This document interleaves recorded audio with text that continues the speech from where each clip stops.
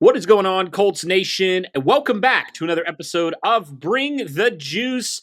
Well, guys, it's going to be a fun battle on Sunday. The Indianapolis Colts travel to Los Angeles, play the Los Angeles Chargers, and we had to bring on our friend who I don't know if we've ever actually been able to connect in terms of doing a podcast together, but we have our friend Steven from the Guilty as Charged podcast. Steven, how you doing, my friend? Yeah, first time on the show. Been following each other for a while, so obviously you guys do great work covering the Colts, and excited to talk about a game that I think we are much more excited about than we were when the schedule came out, given the way that you guys' offense has looked so far. So it should be a fun game on Sunday. But guys, before we get into the meat of today's episode, just want to shout out our sponsor for this episode and all episodes here, FanDuel. Guys, there's so many odds here. Looking forward to the Indianapolis Colts. So check out those for this matchup against the Chargers. Again, shout out to FanDuel. Absolutely. Well, Steven, I'm just curious because Chargers right now, obviously, they've had their fair share of ups and downs this season, as every team does. But so far, so good. 4-2 through 6 games. How are you feeling overall about the Chargers this year, about what you've seen from them, good and bad? Just what's your overall take on the Chargers 2025 season so far? Yeah, I think after the first 3 games, we were feeling great. Team was mostly healthy. Obviously, Rashawn Slater tore his patella tendon in training camp, but after the first 3 games, we were feeling really good about everything. And then Khalil Mack gets injured, Joe Alt gets injured, Najee Harris gets injured, Amari Hampton gets injured, Trey Pipkins gets injured. Everybody's kind of been banged up on the offense right now, and along with your best defensive front player in Khalil Mack. So there's definitely been some ups and downs. They've started to get some guys back. They traded for Odafe Owe. They should get more guys back this week, and then more guys back next week. So things are kind of trending back in the right direction. I think the 2 games against the Giants and the Commanders were definitely rough, but they were able to kind of stay afloat last week. So I think we're still figuring out really what this team is in terms of the AFC hierarchy. I think after the first 3 games, there were like Ryan Clark and Dan Orlovsky, all those guys. Oh, the Chargers are a Super Bowl contender, and we've been kind of skeptical from the jump. And I think, the depth of this roster just isn't where it needs to be to truly be a Super Bowl contender. And I think that showed when the 2 games when some of your starters are out.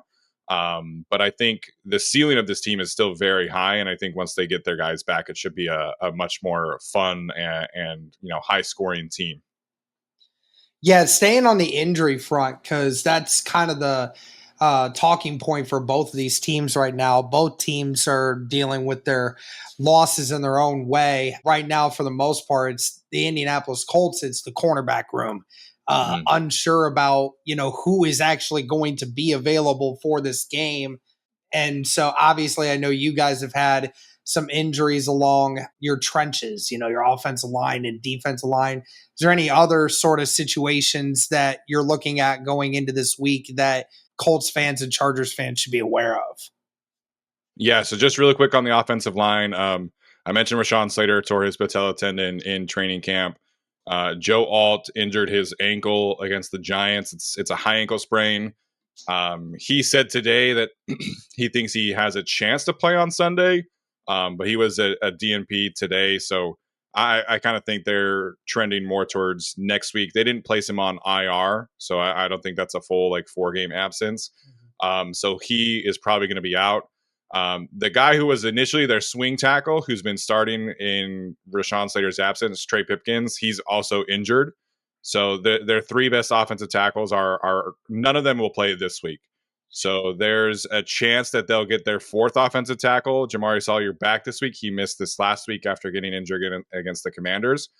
So they literally signed Bobby Hart off the street at this point 2 weeks ago, and he started on Sunday against the Dolphins. That's where the Chargers are at from an offensive tackle standpoint. So if Sawyer comes back, I think they'll be relatively okay. So that's kind of the offensive tackle situation. Running back wise, they've just been decimated. Najee Harris popped his Achilles against the Broncos in week 3. Omarion Hampton has this really weird collision with Frankie Louvu on a fake toss play. and we don't really know what exactly is going on. They're calling it an ankle injury, but it's not. It's not a high ankle sprain. It's not a low ankle sprain. There's rumors of like maybe he like chipped his ankle bone and needs he fractured it kind of situation. So Kamani Vidal is going to start for them. He had a huge game on Sunday, but I think that's more about the Dolphins than it is about him. So that's kind of the situation. Him and Hassan Haskins will split carries. Outside of the tackle room and the running back room, the Chargers are relatively healthy. Those are obviously two very big and important positions in any offense, but especially in a Jim Harbaugh offense. Real quick, Cody, it's funny because I'm looking. You mentioned the numerous amounts of injuries to the tackle room. Tell me who's the interior depth for you guys? Because I look at ESPN, and obviously ESPN doesn't do an amazing job at keeping up with everything. Sure. But it says Jameer Salyer is your backup guard, and obviously if he can't play, then outside of your starters, you don't. It says you have no guard depth. Who is there right now? Yeah, so the Chargers really like players who can be flexible and play guard and tackle. So I mentioned Trey Pipkins, who's their swing tackle. Last year, he played guard for them because they just didn't have enough money in free agency. They wanted to get their best 5 players out there. So, when the Chargers entered the season, they have Rashawn Slater, Zion Johnson, Bradley Bozeman, Mekhi Becton, and Joe Alt. That's their starting 5. Trey Pipkins is the swing tackle. Jamari Sawyer is like the next man up. And then Andre James, the former Raider, is their backup center. So he's the only backup that doesn't have any real flexibility. They tried playing him at guard in one of the preseason games, and in like 3 drives, he allowed like 6 pressures and 2 sacks. It was really, really bad. So he's not comfortable playing guard. So Sawyer's, but he can play all 4 positions other than center. So he's going to play tackle for us this week. They signed Foster Sorrell, who used to be with the team and was on the Commanders practice squad after cutdown day this year. So he's the backup guard right now. And then Bobby Hart, they did sign to the active roster because they just didn't have a choice from a roster flexibility standpoint. And he can play some guard as well. So that has been, verified in like an actual NFL game. So, it is not like a theory, but right now that's the state of the offensive line, which is not great. It really does seem like when it rains, it pours for certain units. I don't know what it is this year. Yeah, it's like wild. Chargers offensive line, Colts corners. Like we were the same way. We were throwing out undrafted rookies out there playing a week ago. Like it just was to that point. So yeah, it's just kind of crazy how both these different positions have just been decimated by injury. So we'll just have to see on that. But man, I just want to ask you, Steven, just looking at this Chargers offense, I mean, when we look at it, it's pretty good. I mean, we obviously know Justin Herbert, the type of quarterback that he is, but obviously looking at some games when some of these injuries have flared up, there's been a couple games where the Chargers maybe have really looked great offensively, and there's been a couple games where the Chargers have struggled, specifically looking at the Commanders game where they only scored 10 points. What's kind of been your impression of this Chargers offense where it seems like it's been really good at times, but there's also been a few times where the offense has had their issues. So what's kind of been the issue? Has it been more just due to the injuries, or has there been more going on behind the scenes? Yeah, the injuries at offensive tackle are huge. I think that everybody kind of knows what a Greg Roman offense is, and they want to do a lot of run game. They want to do a lot of counters. They want to do a lot of zone reads. That's how it was last year, and it was a very typical Greg Roman offense. But to start this season, they were doing 4 receiver sets. They were doing spread offense and quick game, and it looked completely different. It looked much more like what Shane Steichen does. Obviously, we're familiar with him from his days with the Chargers. So it looked like they were kind of changing the offense, so to speak. And there were these stories that came out that Greg Roman went up to Eugene with Justin Herbert in the summer, and they were trying to figure out how to more take advantage of his skill set. And it looked great. The 4 receiver sets that they were doing were super effective. You're getting Ladd McConkey, Keenan Allen, Quentin Johnson, and Trey Harris, their rookie second-round pick.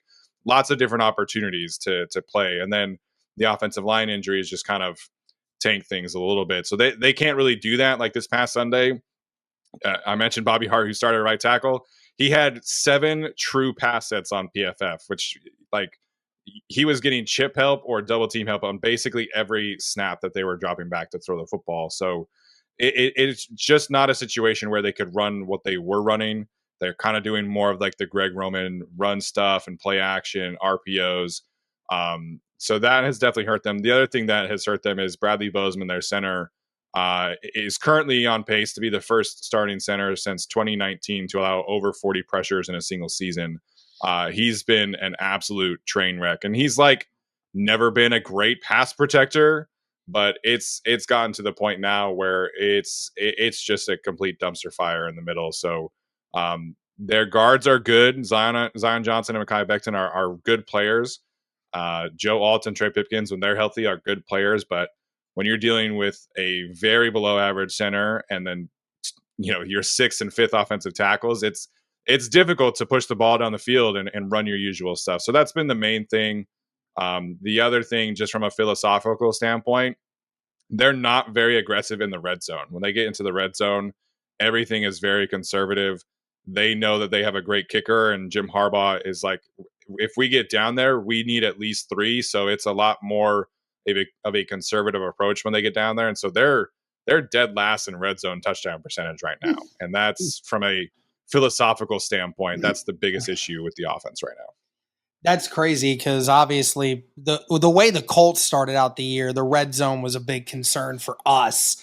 But in the last 2 games, I think we're 10 of 10 for red zone touchdowns in the last 10 drives we've gotten there. So, the team has started to figure it out. And I think that unfortunately with the injury to our kicker, we've kind of had to become a little bit more aggressive in how we approach things because, can't just take that for granted anymore.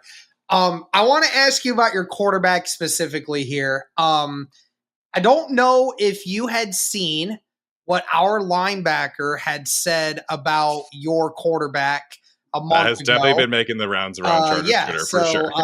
For anyone that doesn't know, Zaire Franklin went on, I don't even remember what podcast it was. I think it's the one with Jeff Teague and these other basketball former football players or whatever, and proceeded to say they were talking about like top 5 quarterbacks, and Justin Herbert's name came up, and Zaire saying that he is not a top 5 quarterback in the National Football League. Now, whether or not you believe in that or not, I mean, some people might agree, some people might disagree.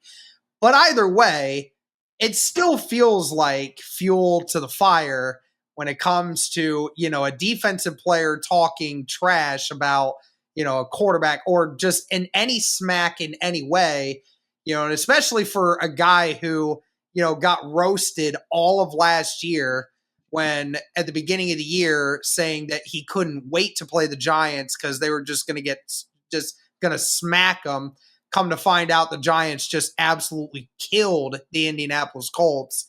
And so, this is definitely an interesting situation here because I respect what Justin Herbert can do, and everyone should. How have you felt about Justin Herbert this year, and his comparison to other years? I mean, is he playing better than he has in years past, or how do you feel about him so far? I think he's definitely becoming much more comfortable in his own skin. I think, coming out of Oregon, the knock on him is that he, it was like a leadership thing, which there are different ways to lead, but he was definitely like uncomfortable being, a vocal leader, and he's becoming definitely more upfront in that regard. He's taking a lot more control of like the protection standpoint. He's able to actually like get up there and, switch things up and identify the mic and things like that. So that aspect of it has been really great to see. The talent has always been there. I mean, you don't break every single rookie record if you're not extremely talented. And, people forget that he didn't even have a training camp that year because of COVID. And his coach actively did not want to play him. He wanted to play Tyrod Taylor. And he missed the first game, comes out, breaks every single record. So he's always been extremely talented. The areas that I've always wanted to see him grow more in are those like leadership areas. And then also, he's never really been a guy who consistently uses his legs to make plays. Like he'll scramble and he'll escape the pocket. His pocket mobility is really, really high level. But this year he's really taking on, a different level of responsibility with his legs. Right now he's on pace to like shatter his number of scrambles from his career high, on pace for like 500 yards rushing, which isn't a ton. It's not like Lamar Jackson levels, but that's a huge difference when you can add that extra element here. And he's always been athletic, but the previous coaching staff really kind of neutered him in that regard. Like they really did not want him to use his legs very often. And so this regime has really taken advantage of that skill set. So the first 3 weeks, it looked like he was going to be, an MVP candidate, and he still could. Obviously, we're only 6 weeks into the season. But, given the added boost from his rushing potential, I think, we can get back to seeing Justin Herbert in those conversations. I fully understand that part of the gig of quarterback is that you have to win playoff games. And I understand like people who are not watching Justin Herbert religiously are going to look at that 0-2 playoff record and be like, yeah, he's not top 5. He can't be top 5. But Zaire Franklin is probably not the guy that should be having that conversation. Yeah. Believe you're not going to get any pushback from us. Yeah. No. Sorry. Well, kind of curious, just staying on that passing game real fast. So I believe I saw a stat today, or somebody posted something about how the Chargers are, I think, the only team in the NFL right now that have 3 receivers over 300 yards receiving. Talk to me about just this receiving core for the Chargers. Obviously, we're seeing that breakout year from Quentin Johnston.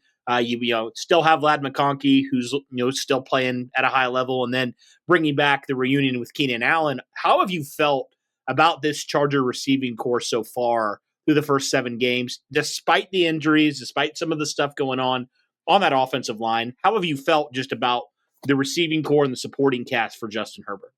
Yeah, I think Quentin Johnston is the best story of the Chargers season so far. And, on our show, where, a lot of fans are very reactionary to a player's rookie season, and Quentin struggled a lot. And we were very curious to see, like, Jim Harbaugh comes in, he wants to run the football a lot. He did not draft Quentin Johnston. What is this going to look like? And Jim Harbaugh, praised Quentin Johnston at every single turn, every chance he would get, he propped him up, and that's naturally who he is. But, Quentin Johnston took a really nice, Matt Harmon called it a mini leap forward last season. And I think that's fair. And we were all kind of curious, like, okay, you bring Keenan Allen back. Ladd McConkey went for, 1,200 yards last season. What is Quentin's role actually going to be? And so to see the first 4 games come out, and Quentin is the best, or at least the most productive receiver on the Chargers. He was the first Chargers player to go over 70 yards in 4 straight games since Antonio Gates in 2011. So he was extremely productive, and he has Justin Herbert's trust, and it looks great. So, we have a great story there. Keenan Allen still looks like he can be his usual self, although, definitely more of a reserve role than playing, 60 snaps a game like he used to. And Ladd McConkey, he hasn't been as productive as last year, but he's getting a lot more, coverage thrown his way, and he's not getting as many targets. But, Ladd is awesome, man. Like, he's so productive after the catch. He's so naturally shifty in his routes. And now they have Trey Harris, their 2nd round pick, who's really starting to come along. Not eye-popping from a statistical standpoint, but he looks really comfortable in his role. And they kind of use him like a move tight end a little bit in the blocking game. Like, you'll see him, chip an edge rusher. You'll see him, lead block on the perimeter. He'll seal the edge on toss plays. So they have a really, really good group of 4 receivers. I think, how you evaluate the receiving talent in this game, you probably assume that the Colts are, one of the best 4 receiver sets in the league. But I think the Chargers are right there with them, honestly. Yeah, definitely going to be curious on how the Indianapolis Colts will take that on, because you're right. Like, going into the season, it was the Ladd McConkey show, and then outside of that, you didn't really know what else you were going to get. But You're right, with Keenan Allen coming back and playing in a pretty decent role, and then obviously, Johnston, who, credit to him. I mean, everybody was calling him a bust going into the year. Everyone just wanted to throw him to the wayside, and now he practically leads you guys in every category, which is there was a game last season against the Ravens where he had the Chargers were down by 8. They were driving around midfield, and on 3rd and 2, he dropped like an easy, like super easy 20-yard gain, and Chargers fans booed him off the field, like actively booed him off the field. And understandably, there was a lot of negative energy around him. And initially the Chargers had signed Mike Williams. And then he retired before the season started, which turned out to be a blessing in disguise. But so they bring in Mike Williams, and then they drafted 2 receivers. And so everybody's like, what's Quentin Johnston's role? Like, is he even going to make the team? And he looks awesome. Just so much more confident, so much more comfortable out there. And it's been like truly one of my favorite stories of the season so far. Well, the Indianapolis Colts also have one of their favorite stories in the NFL going on right now, and that is Daniel Jones, Indiana Jones, Danny Dimes. Indiana Jones is way better, by the way. Indiana Jones is way better. whatever nickname you want to call him, because he's been getting a bunch, and rightfully so, because obviously Daniel Jones, doing what it is that he has done this year and leading this Colts team to a 5-1 record, sitting currently at the top of the entire NFL in the standings right now. It's truly been something that even Cody and I, we sit here, we talk to ourselves all the time about how crazy this is. Because, like, there were some people that were like, yeah, Daniel Jones can definitely play good in this system if everything goes correctly. But I mean, I don't think anyone anticipated Daniel Jones looking this good and this comfortable. I mean, I'm pretty sure he's top 3 in completion percentage, number 1 in QBR, top 5 in yards, top 5 in touchdown to interception ratio. So, like every single aspect of it, everything is working for Daniel Jones. I'm curious to hear your thoughts on Daniel Jones and how you think he can do what he's been doing against this Chargers defense. I'm definitely as surprised as anybody. I think you trust what Shane Steichen can do with a quarterback when they don't turn the football over. Mm-hmm. And I think that was the biggest thing about, Anthony Richardson. And then obviously, Daniel Jones is like, do you really trust either of these guys to not turn the football over? And credit to Daniel Jones, he's definitely taken care of the football. So I think he can definitely take advantage of what the Chargers' weaknesses are. I think when it comes to pure coverage, the Chargers are generally a very sound schematic system, and the cornerback room, the safety room is, I think, the strength of the defense in that regard. But they play, they if you look at like coverage stats, they play a lot of zone, but it's really more of like a match zone system, which is kind of like a man hybrid situation. Mm-hmm. And so they are allowing I think it's second most scramble yards in the league right now. And, Jackson Dart has made them pay. Patrick Mahomes has made them pay. Jaden Daniels has made them pay. Obviously Tua doesn't scramble, so we can't really tell from last week, but after the Commanders game, Jesse Minter, their defensive coordinator, was like, yeah, we're really conscious of this. We're not trying to give up as many scramble yards. Like, it's not how we are trying to call plays, but it's just kind of the nature of the defense when you play the style that they do. So Daniel, I was going to call him Danny Dimes. Daniel Jones can definitely, escape out of the pocket and create some scramble yards this week. And then to me, like, the biggest concern is who's behind him and who's running the football behind him, which we can talk about. But the run game of the Colts, I think, is definitely something that can be to their advantage this week. Yeah, so let's talk about it. Let's talk about Jonathan Taylor, what he's done this year for the Indianapolis Colts. And, actually one thing that he does that's not even in terms of rushing, he's really came on this year in terms of what he does on third down, his ability in pass protection, his ability to catch the ball in the backfield. But from a pure running standpoint, when you look at this Chargers defense, I think you alluded to it already, like clearly the weakness of this defense so far through the first part of the season. So what do you think needs to happen for the Chargers to be able to contain Jonathan Taylor, obviously the NFL rush leader right now, and this Indianapolis Colts offense that's really been humming when they give him the football? What do the Chargers need to do in order to maybe combat that a little bit? There's always those players that you're like, hey, we're never going to fully stop them, but we can maybe slow them down a little bit. What do you think the Chargers need to do in order to stop this? Because it's very obvious what the Colts are going to do or try to do in this game. They've done it all year. So what are your thoughts just from that standpoint? Yeah, I think the Chargers are going to have to get to a point where they're going to have to break their tendencies a little bit if they want to actually really stop the run. So they want to play in their big nickel package as much as possible. So they use Derwin James as their primary slot defender. He only plays like a true safety role when they're in base defense. And they've designed the whole ship of the defensive scheme is Derwin James being around the football, which I think is, generally speaking, a very smart decision because he's one of the most physically gifted players in the league. Like, you want that guy around the football. But other teams have started to pick on them a little bit in the run game because they don't want to play base defense. They want to have your 4 down linemen, your 2 linebackers, and Derwin James essentially as your 7th box defender. And so teams are, getting in 6 offensive lineman sets, 2 tight end sets, and the Chargers are sticking to their guns with the big nickel package, and it's cost them big time. Even the Dolphins this past week, who are not exactly like the most physical run game in the world, were able to gash them. So I said this on our show yesterday. They've already allowed more explosive runs this season than they did the entire season in 2024. So it's a big problem.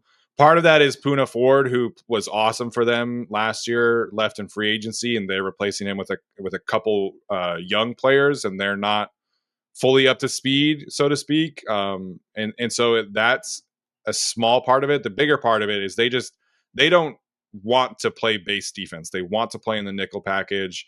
And last year they were able to stop the run that way. This year they are not having the same level of success. That makes me feel a lot better going into this matchup. Absolutely. Anyways, so I want to talk to you about your pass rush. So Daniel Jones only been sacked 5 times this year so far. This offensive line, I mean, outside of maybe the Denver Broncos, I think the Indianapolis Colts you have an argument for the Indianapolis Colts being the best offensive line in the National Football League right now. Everybody's healthy, which is definitely a blessing for Daniel Jones and this offense right now. Obviously, you guys have had your struggles with Herbert. I mean, he's freaking been sacked 17 times. Absolutely insane. What do you think that the Chargers are going to have to do to be able to get after Daniel Jones? Because we've seen a lot of teams throw everything but the kitchen sink at Daniel Jones, and it hasn't really worked out for them. Really, I think the only time that a team has been able to get effective pressure on Jones was the last time we were in SoFi Stadium, which was against the Rams, where they were able to get pressure with their front 4. Do you have confidence that your front 4 can get pressure against this offensive line right now? If Khalil Mack is playing in this game, I would have a lot more confidence. Obviously, I mentioned the Odafe Owe trade. That paid immediate dividends against the Dolphins, where he actually led the team in pressures this past week and had his first sack of the season, had another quarterback hit. So their strength is definitely the edge rushers if Khalil Mack can return. They don't really have they definitely do not have a DeForest Buckner type of interior pass rusher. I'm not sure it would matter this week against your interior anyway, especially with the way Quentin Nelson is playing. So the main thing that the Chargers do from a pass rush standpoint is they do a lot of simulated pressure. So they don't technically blitz a lot. I think they have like the 28th lowest blitz rate. But they'll put 7-8 defenders on the line and make you try and figure out who's coming, who's not coming. And then they'll do a lot of stunts off of that. And so that's how they kind of try and confuse quarterbacks. And, for the most part, they've been pretty effective despite the injuries. I think they're 11th in pressure percentage right now. So they do a lot of, smoke and mirrors type stuff on defense. Their go-to third down situation is to get the 3 edge rushers out on the field together. They'll kick Tuli Tuipulotu inside against a guard. And he's been crushing guards all season long. Again, I'm not trying to see that against Quentin Nelson, maybe the other guard or maybe the center, but That's kind of their formula to success is they'll put Tuli on the inside of Owe, Khalil Mack, or Bud Dupree if Matt can't go, and then they'll do a lot of simulated pressures and try and get one-on-ones and stunts and things like that. So it's definitely a very interesting position battle. I don't know how often the Chargers will be in obvious passing rushing situations given their struggles to stop the run, but if they can and Khalil Mack returns, I think they'll be at least effective as rushing the passer. Gotcha. Well, we appreciate you coming on, Steven. Really do. It's been fun. We always have to do this, though, to kind of wrap up any episode. We have to give you, as our guest, the opportunity to give your score prediction here for this game. Do you have a score in mind here that you're thinking for this one? We, on our show, pride ourselves on being a little bit more realistic, and this game terrifies me because I just don't know if the Chargers defense can really hold up in this one. If Khalil Mack is back, I feel more confident about that. But I just am, after watching Devon Achane and Cam Scadaboo run for, a butt ton of yards. I was going to swear. I'm not sure if I can do that on the show or not. Jonathan Taylor terrifies me this week. And so I think this is the makings of a high scoring affair. I think right now I would lean towards predicting a Colts win, like 33-27 kind of situation. I do think the Chargers can score to make this close. Like you mentioned, the cornerback injuries, and Charvarius Ward is a really scary situation this past week. I can't imagine he plays after that. So I think the Chargers will be able to score. I just don't think they'll be able to stop Jonathan Taylor. And I think this is probably, like, obviously if you have Jonathan Taylor in fantasy football, you're starting him. But like, if you're a gambler, like, smash the Jonathan Taylor overs, I think, this week. Yeah, I actually, on FanDuel right now, the over-under on this game is 48.5. And I'm like, smash the over on that. I really think both of these defenses are going to struggle in this game. Yeah. I mean, again, the Colts secondary, it's decimated at the corner room right now. And that bodes well for Justin Herbert and the wide receivers who have already had a great connection. And like you said, the Chargers, they've struggled to stop the run, and that's the one thing the Colts have done better than any team in the NFL this year. So, I mean, both these offenses, both good offenses with struggling defenses, I definitely think that this will be – I think I said yesterday on the roundtable that I think it was going to be like 34-31 Colts. It's going to be like a shootout in L.A. Yeah, whoever has the ball last kind of game, I think, is where we're trending. Right. We all say that, and it's going to end up being like 16-13 now. Yeah, it's just the total opposite. Both offenses just crash on Sunday. Yeah, exactly. Well, so, yeah, I'm kind of around that mark. Like, I think 30-something. I think I'm going to go 31-27. I'm actually going to go Chargers just because – again, like, I don't choose against the Colts much, but I am, like, if you're terrified of Jonathan Taylor, I'm terrified of your wide receivers and your quarterback and what they're going to do to this secondary. I mean, this secondary looked terrible against Jacoby Brissett. So I'm nervous about that, right? And the Colts have not been able to get consistent pressure either. I don't care what offensive lineman you're at. I mean, I'm nervous about that because I'm not confident that this Colts defensive line, especially their ends, are going to be able to generate as much pressure as they should.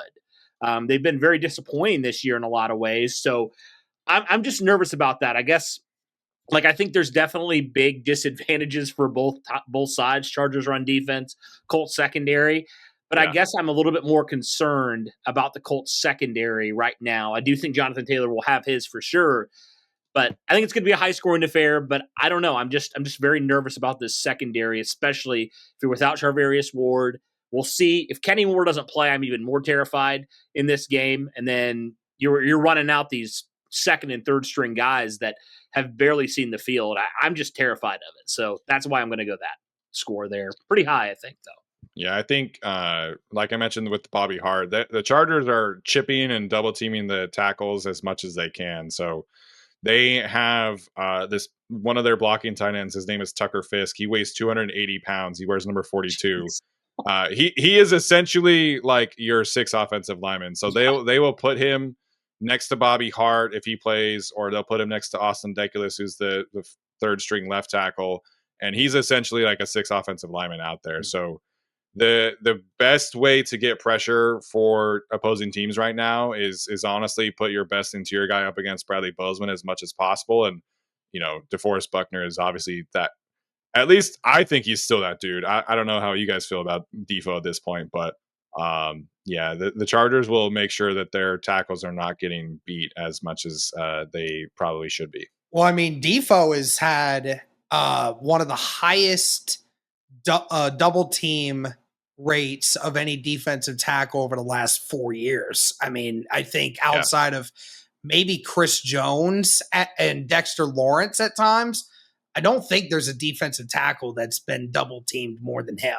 So yeah, I mean, he's probably going to get some one-on-ones this week. Yeah, he always garners the attention because the Achilles heel has always been for the Colts that we don't have an edge guy that can really take over games. That doesn't happen very often for us. So I mean, you might be surprised. I think the Chargers might just say, regardless of just how bad our your tackles might be at the depth spot right now, but our edges don't really take advantage of those situations. And knowing Harbaugh, who loves to use tight ends, might just say, hey, we're just going to, send a tight end out there, chip him a little bit, and then, just go from there. It's probably going to be the strategy, I would think. I mean, Latu has 23 pressures this year. That's not nothing. I know, but he has more interceptions this year than sacks. He has 2 interceptions on the year, and he has 1 sack. So like that's the most Lou Anarumo thing I've ever heard. That is the most Lou Anarumo thing of all. He's tied for the most interceptions on the team, believe it or not. Him and Cam Bynum actually have the same number of interceptions right now. So that's hilarious.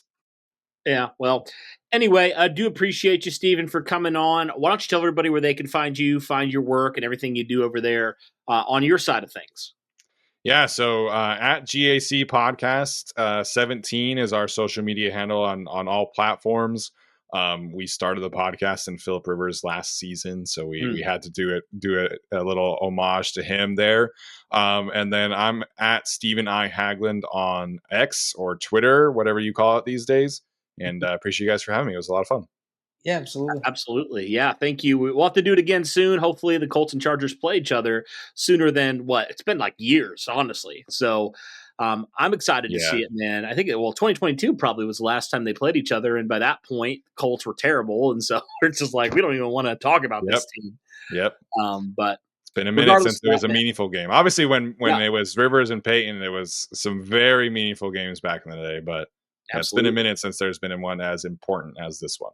Yeah, they've been showing I think they showed it actually today, the game back, and I think it was 2007 when Cromartie picked Peyton 3 times. Mm-hmm. And I'm like, don't remind me of that. You guys still almost won that game, though. I know, it's a crazy thing. Didn't the kicker miss the field goal to win or something like that? They really should have won, which is crazy. Yeah. So yeah.